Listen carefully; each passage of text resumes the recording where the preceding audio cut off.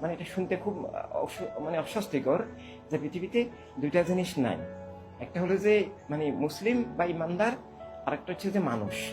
মানে মানব সত্তাগত দিক থেকে মানে মানুষ দাবির যে দৈহিক বৃত্তির ঊর্ধ্বে মানবাত্মার, মানবিক দৃষ্টি, মানবিক চেতনা, মানবিক বোধ বিচার শক্তির ভিত্তিতে আমি মানুষ, এটা দ্যার ইজ নো ডেফিনেশন, কোথাও নাই এই একটা।